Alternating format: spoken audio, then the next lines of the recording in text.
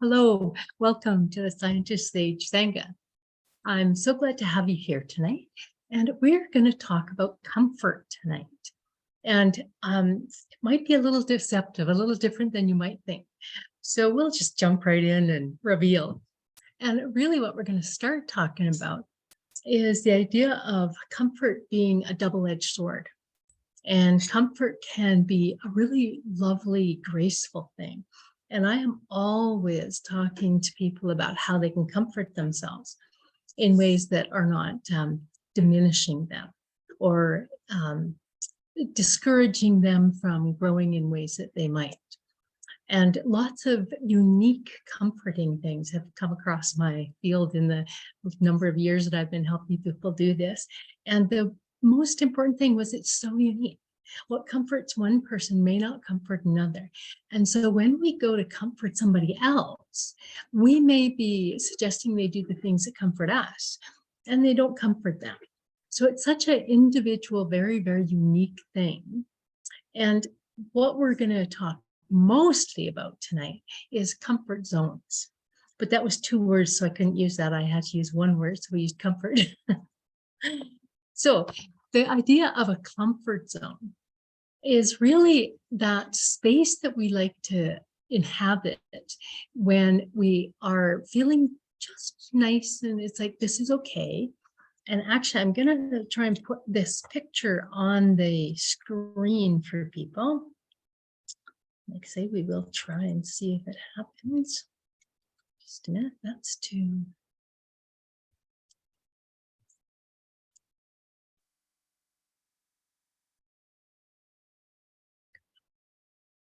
There we go. I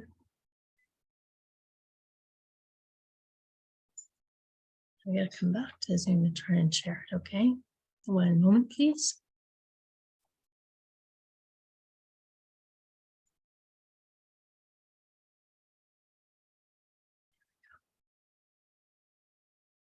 And that one's not showing up on my ones to share.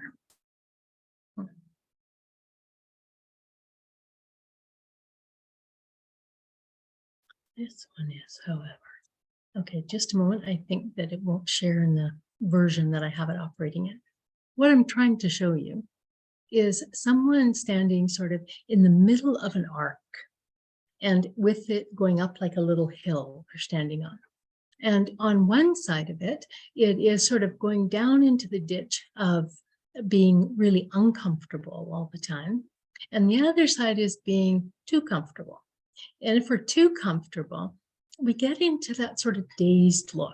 And it's really, really hard to get out of it. If we need comfort in everything all the time, then it's really, really hard to come out of the comfort zone.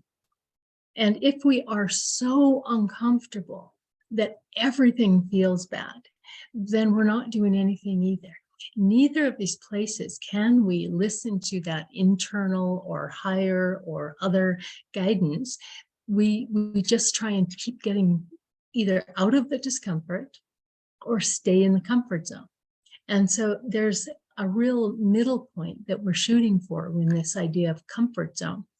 The comfort zone that I'm comfortable enough to take risks, tolerate some pain, try some new things, and uncomfortable enough that I don't want to stay in the same place forever. And so there's lots of ways that we go about that. And I'm going to suggest that we talk about, well, I'll give you a little exercise to try. Pick something that you don't like to do and think about how you organize your life to either distract from it or prevent from having to do it, or what kinds of things you do instead of doing that thing.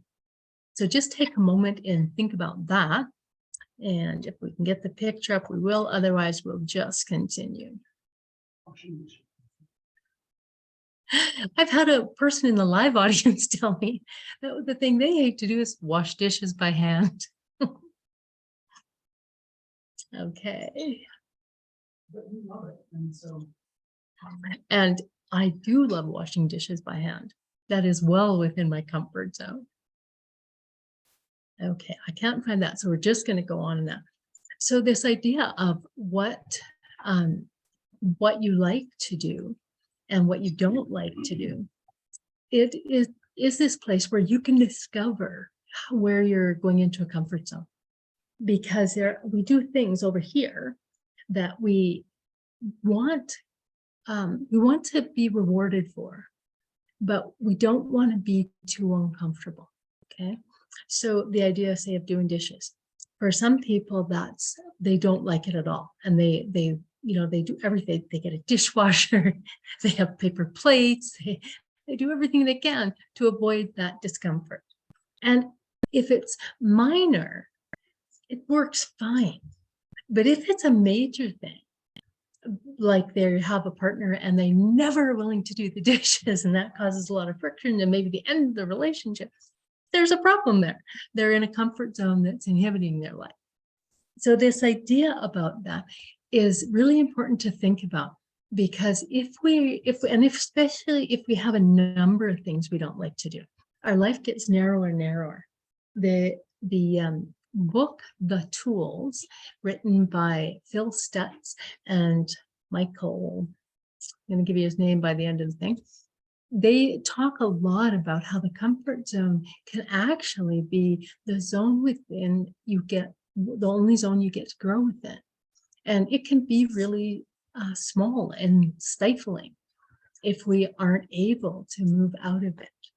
Because the other problem is that we're not just content to be comfortable and not have pain or stress. We actually, when we're moving away from pain or stress, we actually are demanding pleasure. And so that starts the sort of creep towards addictive kind of behaviors. And when we creep towards addictive behaviors, we're looking for something that feels really good. It's no longer just enough not to do the thing that we're not comfortable with. We want to have something comforting. And again, if we move into different things with a little more presence and mindfulness about it, I might go, I don't like asking people for money. We did a lot of fundraising, when our children were small. There's always, the bottle drive and the ticket selling and all those sorts of things. And I don't like doing that. And so that I would volunteer to do just about anything else. And that worked out okay. But I also was uncomfortable being around the group of people because all those other hockey moms were doing it. And I was shying away from it. So then my world got smaller and smaller like that. And so this is the kind of impact it can have on you. And you may not even know it's there, because your comfort zone might be so well equipped, so nice. Maybe you have nice foods that make you feel comfortable. Well, my forever present tea that makes me feel comfortable. All sorts of things like that can make it so comfortable that, no, I don't really want to grow. I don't really want to be part of a group. I don't really want to meet new people. I don't really need a different job. I don't like the one I'm at, but it's okay. And we can get trapped in that cycle where we don't even know that we're trapped in a cage. And so this idea that these men, Michael and Phil, have talked about, the tools, is there's tools to work your way out of the comfort zone.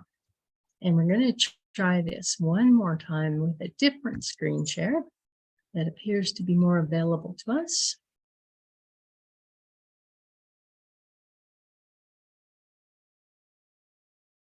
Okay, there we go. And this one is called, the tool that they're talking about is talking about the tool of reversal of desire. And when I first looked at this, it made not much sense to me. But in the circle on the left, there's a happy little person, because we're kind of happy in our comfort zone. Now, it's a problem that he's trapped in that comfort zone and might have a desire, but often we go towards that desire, but there's pain. And it might be, as we might think that, well, if I start to budget, I won't get to have the things I like, and I'll feel bad, I'll feel deprived. Or if I look for a new job, I'm going to get rejected. Or if I want to date somebody, they might, even if we start dating and it works out, at some point they might leave me. So I don't want to be treated like that. That would be horrible. And it really is this idea that we encounter pain when we start to grow. Now, about probably a decade ago now, I had an entire weekend retreat just on pain. And that was the title of it. And people still showed up because they were looking for ways to deal with their pain so that they could move in different directions. And so this idea of moving out of our comfort zone, being comfortable enough to be able to do something, but not so comfortable that I don't want to move anywhere, it's really enticing for us. So this idea is that if I know how to move through pain, then I can move through the pain wall that comes up when I have a desire around something. And then I can move on to all sorts of possibilities that I might have been blocked from before. And this particular idea of reversal of desire, now it may sound way overboard, way out there. But I found that working with some clients with it and working with myself on a number of different, projects, as they say, or problems as we might perceive them, we can move through. And so I'm going to take something quite simple to begin with. And it's a case study. It's not directed at anybody in the online audience tonight. So I don't want you to think it's about you. It really is one of their case studies that I'm going to use. But it is about writing. And the person wanted to write and they were having trouble moving into writing. And they had lots of good ideas and stories, but they were having trouble moving through. And they told themselves that, I have lots of good ideas, but I don't think I could ever translate them to actual stories. And on top of that, because remember, we don't want to just feel moving away from difficulties back there in our comfort zone, because then it's become a little uncomfortable. We want to actually add pleasure. So this person was doing things like telling the stories after work in a bar. And not only did they have a good audience to tell stories, they were friends and that sort of thing, they also were able to drink while they told their stories. So that brought the comfort level way up. And so they settled for just telling stories in a bar to friends rather than moving forward with it in a different way. So that's one of the ways that it would stick. So what they suggest, and I'll go through this before we finish in very specific steps. What they suggest is a little visualization and a little sort of cognitive behavioral kinds of things, checking what you're thinking, and then a little connection to forces higher than you. And when they talk about higher forces, they're not talking specifically about a spiritual force at all. This particular tool called the reversal of desire talks with the force, the natural life force. And so a natural life force, as they're talking about it, is that force that, changed us from a little egg to a person. And the force that moves a little baby to stand up and try and walk and keep trying to walk, even though they fall down so many times. Babies don't just not walk. They get up and they keep trying. And even if they fall down or hurt themselves, they just so badly want to walk that they keep trying it. And so that kind of life force, and the life force that is moving, evolving everything and everybody all the time. And it's been doing that for 1,000,000 years. So it's beyond us. It's not just our thing, but it's available to us.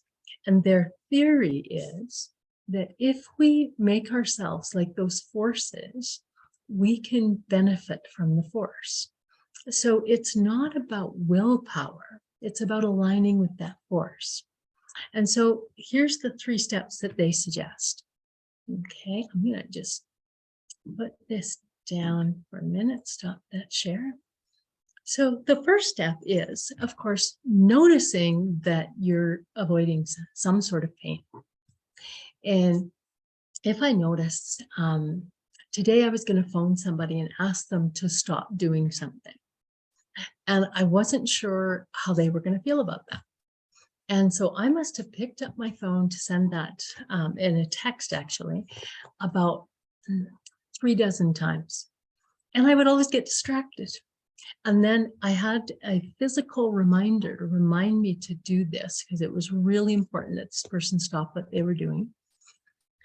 And so every time I looked at it, I would literally go, oh yeah, because my mind was so efficient at moving me away from something uncomfortable. And then, oh, there it is again. So finally I just held it in my hand while I sent the text.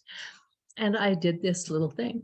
And what they suggest is noticing, first of all, and then saying, okay, just bring it on, bring on the pain. Just bring it on and see what we can do. And so I started just doing that. And finally, I was still stepping away and looking at something on the phone or getting up and walking out to the kitchen to get a tea. And then I would come back in and see the physical reminder and I'd go, oh, I got to do that right now. Finally, I used the method. It said, bring on the pain. And it's the idea that pain isn't the problem. That if I really accept the pain, how am I feeling in my body? Well, I was feeling a little bit scared. I didn't want to offend this person. This is an important relationship, and I don't want to put a kink in the relationship. And I didn't want to feel bad, basically. I didn't want them to feel bad. That's probably one of my biggest things to break through. And so as I did that, I would just, bring it on. The pain, I can grow through pain. Pain is good for me. And as I kept doing that, as I kept avoiding doing the task, it changed. And then finally I was just able to oh man, I'm going to do this. And I picked it up and I texted and it's fine. So that is really the idea. I know people start saying, well, if you just invite the pain in, isn't that crazy or masochistic? It's not. You're not inviting a painful scenario in. You're inviting yourself to feel the pain that you're experiencing so you won't move away from it. And I actually had a lovely little example as happens often when I do these videos. I put a couple of ribs out playing hockey, and they were getting sorer and sorer. So I went to get them fixed, and the rearranging them was more painful. And so I had a lot of pain in my chest. So I was breathing really low, and I knew that wouldn't be good for me. So I thought, well, look I have this opportunity to try it on some physical pain. So I was, okay, bring on the pain. Let's just get to it. And I did that. And sure enough, it started to hurt. And the other thing they say is imagine the pain being a cloud around you. And so the cloud comes towards you and you're in the middle of it and you just keep, bring it on, bring it on. And then you come out the other side. And you actually do, because the severe pain in my chest didn't go away, but I acclimatized to it and I wasn't afraid of it. I knew I could be with it, and I knew that I could make it through the pain. And when you come out the other side, he suggests you see just like a golden light or a beautiful sunset or something that is making you feel like move towards. And that feeling of the flow of life moving forwards all the time is what you're looking for. So it might be, a sunset on a hill, or like I say, just a warm light that envelops you and helps you move through the pain. And so this idea, first of all, that I'm avoiding pain, and let's say bring it on, and then moving through pain, I can do this. And then moving past pain with the idea of pain will help me grow. Okay. And so it's not about pain that we self-inflict. Okay. So self-inflicted pain is a little different. We can, make ourselves like the most severe might be cutting or something like that. But we can do it in small ways without knowing that we can move away from it. That's not the same thing as moving into the pain and just feeling what's painful or frightening in the experience. Okay. And we're going to do that in just a minute. We're going to try this on. And I just want to say it's so helpful for so many things. I was sitting with a client this week, the person that actually introduced me to this work of these two guys. And it really was amazing, the different applications of it. We were working on something that had happened probably 40 years prior, but every time the person thought about it, they were still in pain. And so that experience can be dealt with in this way as well. Because often when we're avoiders of something, when there's a difficulty at a job and with a person, that sort of thing, we sort of shut down and close off, and we can get stuck there and never be able to open up again. And so these kinds of things can happen all the time, but we can go back to those kinds of experiences, even into childhood, and let ourselves feel the pain that we didn't feel then. So this is not only a useful thing just in things like, well, we'll just say getting your dishes done, or it can be things like physical pain, but also these other pains that we have accumulated. We can actually move them. And the book, The Tools, has so many great examples about people moving forward in something that they're really good at doing, but they didn't want to tell anybody, or something that they've really wanted to do, or something, an adventure they want to take that they were too afraid to, or pulling away from the mainstream that everybody thinks everybody should do things like, and they could just be themselves in a very different way than other people around them. So this is a really useful practice. So we're going to go into a little meditation. So get comfortable and just think of an incident. And it could be a big one, a little one, doesn't matter. I lean towards telling people to practice with smaller ones to begin with, okay? So it might be a small thing. It might be, you might have a cramp in your leg. That would be a fine little thing to do. Or you might have something, a neighbor that you need to talk to about something. So whatever it is, just bring it to mind and get comfortable. Like, don't go get a drink or step out for a smoke just now, but literally get comfortable, breathe a little deeper. And then we're just going to bring that situation that is uncomfortable to mind. And I want you to notice why it's uncomfortable. Let that come full force. It might be like in my situation that you didn't want someone to think badly of you. Or it might be that you're afraid you won't get something you want. Or it might be a past pain that someone inflicted on you that you haven't been able to let go of. So just get a clear picture of it. And then imagine all of that pain coming towards you and literally saying, yeah, bring it on. Bring it right here, up in the face. And notice how you feel. Where does that hit you in your body? Lots of times fear hits in the stomach. Or people's minds, their heads feel tight. And their minds get busy. And you might even go off telling a story about it, about how horrible this situation was, or the person was, or it might even be yourself, something you did that you feel a lot of pain about, so you don't want to think about. So just let the pain come up. And imagine you're just walking through that cloud as it comes towards you. Just keep moving. And literally keep stepping forward, keep letting the force of life that moves us forward carry you forward. And see if you can literally feel that force.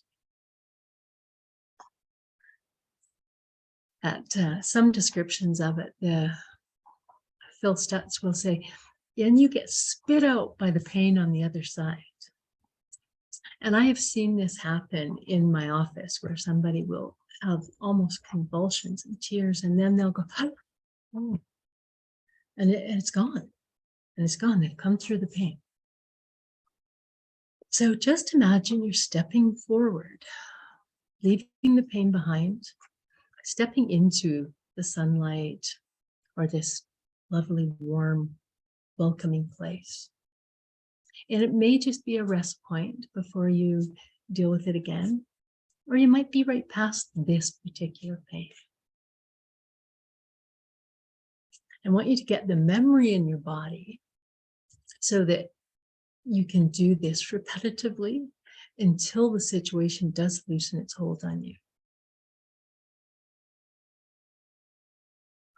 And then just remember that you can deal with this.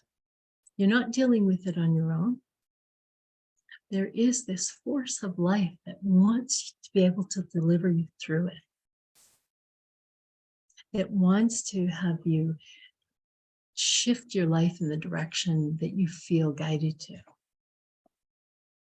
We aren't given those desires without a path through to them. Sometimes the path goes through these difficult feelings. So. And then the last thing, and we might repeat it a lot or just a little and nod our heads, saying that pain helps me grow. My sentence is often, pain helps me evolve.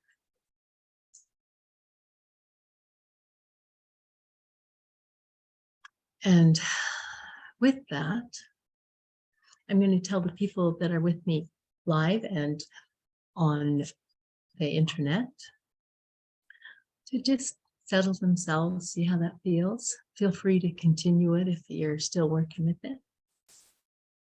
And I'm going to say goodbye and thank you to the people that might be watching this at another time. And please feel free to leave comments and suggestions below or send them to scientistsage@gmail.com, because I'm always interested in people's experience of this and ways that I can make it better, more understandable, more useful. So thank you so much again from Wise Heart Wellness. I am with you. You are with me. Blessed be. Good night.